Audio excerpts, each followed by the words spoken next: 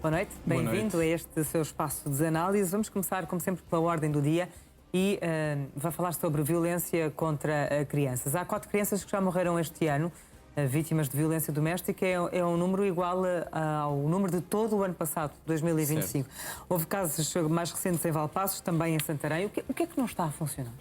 Eu confesso que esta semana fiquei chocado com as situações, porque há uma situação em que a criança é utilizada para uma vingança relativamente ao companheiro. Há outra situação em que o próprio pai, para se vingar da mulher, se atira de um 8º andar e morre, e mata a filha. E eu começo a pensar o que é que se está a passar com as pessoas, porque de facto, quando olhamos para isto, pensamos como é que é possível alguém querer magoar tanto outra pessoa, com a qual até vive, e fazer o que faz. E, por vezes, até num dos casos, montar uma história para tentar iludir o que tinha realmente acontecido, como se nada se tivesse passado. O que é que falha aqui? O que falha aqui, quanto a mim, primeiro, é o facto de quem deveria cuidar das crianças, que são aqueles que vivem com elas, muitas das vezes estar mais preocupado em utilizá-las como arma de arremesso contra quem está do outro lado. Mas com esta gravidade, confesso, que fiquei verdadeiramente chocado, porque nós não estamos habituados, felizmente, a ver este tipo de violência como vingança. Há agressões, violência conducente à morte. Sim, dos mais desprotegidos, porque, repare, são as vítimas indefesas do sistema. São aquelas que, se ninguém as proteger, elas não se conseguem proteger sozinhas. E quando essa proteção dos pais, dos progenitores, não acontece, a quem é que cabe fazê-lo e quem é que pode estar a falhar aqui?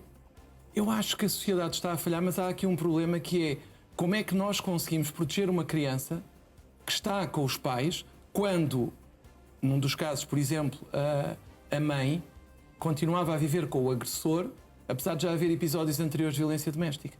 É muito difícil quando a própria vítima, e este é um dos grandes problemas da violência doméstica, quando a própria vítima não se liberta e arrasta consigo os filhos. Porque os filhos, o que tem acontecido é que normalmente os filhos até ficam afastados destas situações, mas aqui temos que o objeto da violência foram as próprias crianças para atingir a vítima. E aí isto é que é preocupante. Como é que nós vamos proteger estas crianças? Temos que estar mais atentos, as instituições têm que estar cada vez mais atentas, mas muitas das vezes é muito difícil de fazer esta proteção contra a vontade da própria vítima.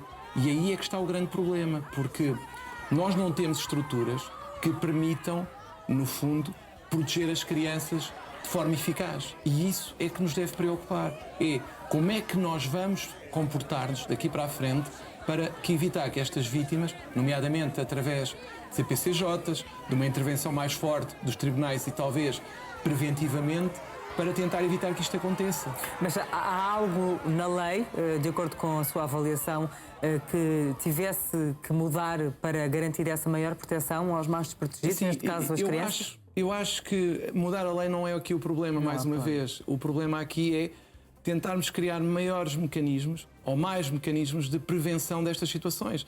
Haver uma maior atenção, mas sabemos que é muito difícil porque há muitas crianças e por vezes os meios não são suficientes para isso. E o que nós notamos é que há problemas graves de saúde mental nos casais que conduzem a estas situações.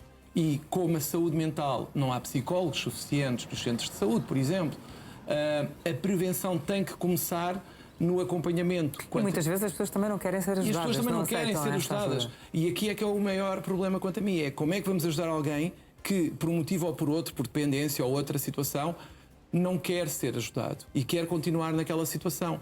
A única forma que há é afastar as crianças dos pais, mas isso é extraordinariamente violento para as crianças, como sabemos, até porque as instituições onde elas vão ficar também não são as melhores, muitas das vezes, e não têm as melhores condições. Portanto, o equilíbrio aqui terá que passar, quanto a mim, por uma CPCJ cada vez mais atenta e que esteja em cima das situações assim que haja o mínimo sinal de alarme, mas também não é fácil, admitamos.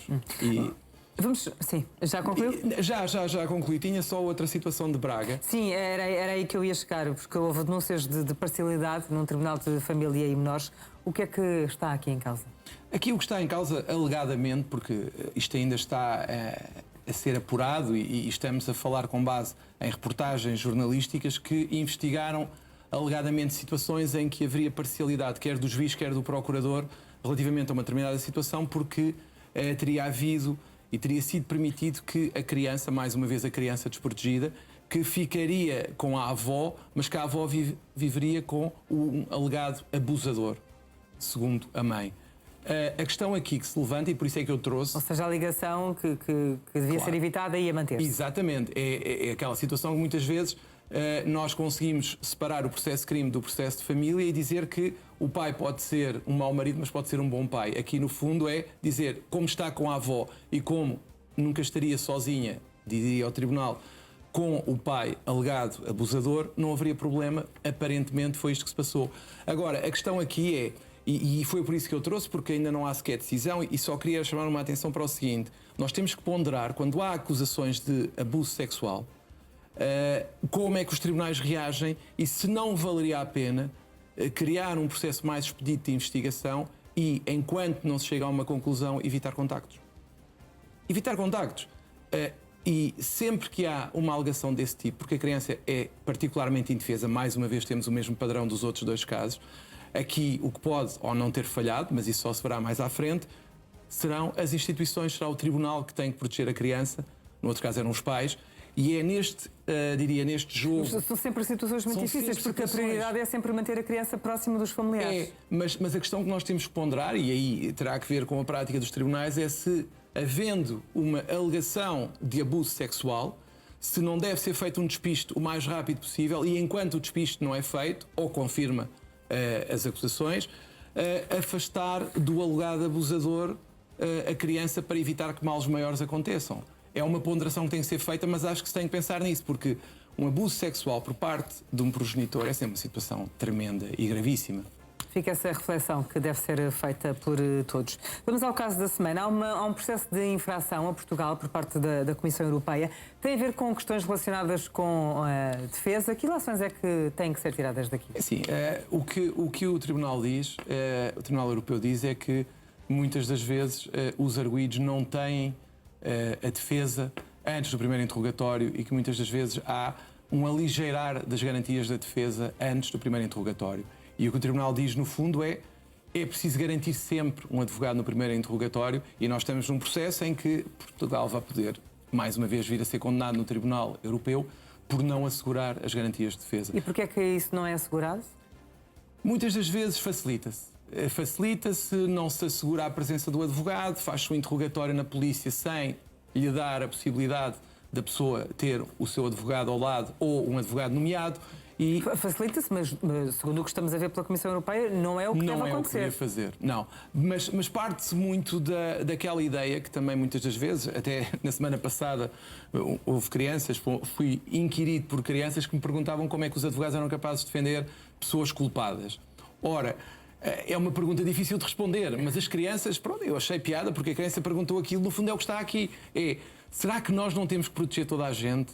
Mesmo aqueles que achamos que são criminosos, mas que podem no futuro vir a não ser criminosos, porque a pessoa, enquanto não for condenada por um tribunal, não há condenação e não é culpada. Portanto, e para isso é que serve a advocacia. Também há erros, pode ser alguém inocente. Há erros, e como vamos falar a seguir, se tivermos tempo, há erros judiciários e o papel do advogado é pegar em todas as provas que existam, tentar contrariá-las e demonstrar que não são verdadeiras e tentar trazer outras que possam provar, se quisermos, a inocência do seu cliente e que ele nada teve a ver com os factos de que é acusado. E muitas das vezes as pessoas têm dificuldade em compreender isto porque é criado uma tal onda mediática, por vezes em algumas situações, que a pessoa tem mesmo que ser culpada, porque senão é uma desilusão coletiva. Por falar em erros, houve um erro judicial em Espanha que custou 2,5 milhões de euros ao Estado e, neste caso, o que é que nos deve fazer refletir também relativamente à nossa justiça? Eu trouxe este caso para ligar ao primeiro, àquele que falámos agora da condenação no Tribunal Europeu. Porquê? Porque é uma situação em que duas pessoas de origem marroquina, em Espanha, são acusadas do crime de violação. E desvalorizou-se uma prova que tinha a ver com o ADN e elas foram, por semelhança, segundo rezam as notícias, Por semelhança da descrição que da teria sido descrição feita. que havia do alegado violador, foram condenadas. Uma das pessoas, eram duas pessoas de origem marroquina, nem tinham aparentemente relação entre elas, mas uma falece na cadeia, sem nunca ser, entre aspas, inocentada, e o outro acaba por passar 15 anos da vida dele preso, injustamente, porque depois veio-se a demonstrar, por análise posterior e por pedido de revisão do advogado, passados 15 anos, veio a verificar-se que a pessoa, afinal, Não correspondia ao não ADN. correspondia ao ADN e que não era culpada. E daí a importância de haver um advogado que faça bem o seu trabalho, obviamente, e que escrutine as provas da acusação e, se possível, traga outras provas que permitam ao Tribunal descobrir a verdade. Porque erros judiciários, infelizmente, acontecem. A justiça é dos homens. Portanto, Doutor João Macedo, e isso leva-nos à ordem do cidadão. Não são só os cidadãos que têm de cumprir sentenças. Por vezes o Estado também tem de as cumprir, mas nesse caso demora mais tempo. esta sentença tem a ver com uma pensão em que a Segurança Social não contabilizou todos os prazos, todos os períodos contributivos que deveria ter contabilizado, é condenado em tribunal a fazer a correção da pensão, recusa o pagamento e o tribunal agora vai novamente ter que dizer ao Centro Nacional de Pensões para fazer o pagamento. Para mim, isto é chocante. Como é que o Estado parte do princípio que tem que recorrer mesmo quando um tribunal lhe diz que não tem razão nenhuma, mesmo assim não é capaz de proativamente, no cumprimento de uma sentença, dizer está aqui o dinheiro que tem direito. Ou seja, obriga-se a pessoa a voltar ao sistema para fazer uma execução para receber o pagamento. E isto vai acontecendo não só no Centro Nacional de Pensões, mas infelizmente acontece noutras situações em que parece que a máquina burocrática parte do princípio da desconfiança relativamente ao cidadão, mesmo quando o Tribunal diz que a pessoa tem razão. E que é o que não deve acontecer. Que é o que não deve acontecer, todos têm que cumprir as decisões judiciais. Está feito o ponto de ordem desta semana. Regressa na próxima. Até para a Boa semana. noite. Boa noite, Marisa.